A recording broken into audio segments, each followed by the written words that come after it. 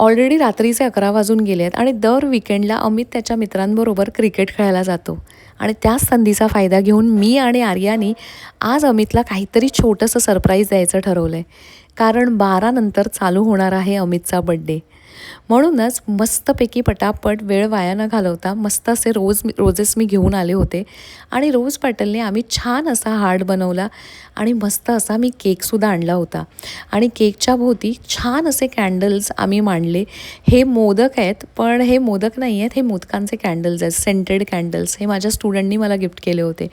छान असे कॅन्डल्स लावून आणि मस्त असे फॅन्सी कॅन्डल्ससुद्धा केकच्यावर लावायला मी आणले होते. कसं असतं ना, आम्ही दरवेळी माझ्यासाठी, माझ्या मुलीसाठी, घरासाठी खूप गोष्टी करत असतो आणि त्याला कधीच काहीच एक्सपेक्टेशन नसतात की कोणी त्याच्यासाठी करावं. पण आजचा हा बड्डेचा दिवस खूप जास्त स्पेशल असतो आणि माझ्यासाठी तर जास्तच. कारण की अशा छोट्या छोट्या दिवसांमध्येच आपण आपल्या नवऱ्यांना आपल्यामध्ये मनामध्ये काय प्रेम आहे हे आपण सांगू शकतो. आणि बघा 12 वाजून ऑलरेडी गेले, 12:30 पाऊणच्या दरम्यान अमित आला आणि त्याला एक्सपेक्ट नव्हतं की आम्ही काहीतरी असं करू. पण आल्यानंतर त्याच्या चेहऱ्यावरचा आनंद तुम्ही बघू शकता. वाव. आणि मी पूर्ण हॉलमध्ये मस्त असा काळोख केला होता, त्यामध्ये ते कॅन्डल्स खूप जास्त सुंदर दिसत होते. चला तर मग आता ह्याला हा सरप्राईज देऊया. आल्यावर त्याला इतका आनंद वाटला आहे आणि कधीकधी या छोट्या छोट्या क्षणांमध्येच इतका आनंद लपलेला असतो ना, आणि ते बघून झाल्यानंतर तो खूप जास्त खुश झाला.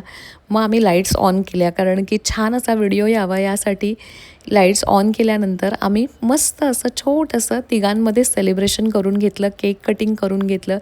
आणि आज आम्ही त्याचा बड्डे खूप छान पद्धतीने सेलिब्रेट करणार आहे.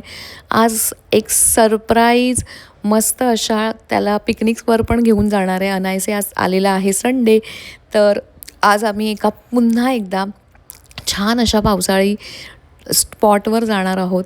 आणि सुंदर असा काल रात्रीचा हा सरप्राईज व्हिडिओ तुमच्यापर्यंत न्यावा असं मला वाटलं. आणि तुम्हाला हा व्हिडिओ कसा वाटला मला नक्की सांगा आणि अमितला भरून त्याच्या बड्डेसाठी विशेस द्या. वाव, हा क्षण खूप मस्त असतो. अशा छोट्या छोट्या क्षणांमध्येच आनंद घेणं हीच तर खरी लाईफ आहे, बरोबर ना?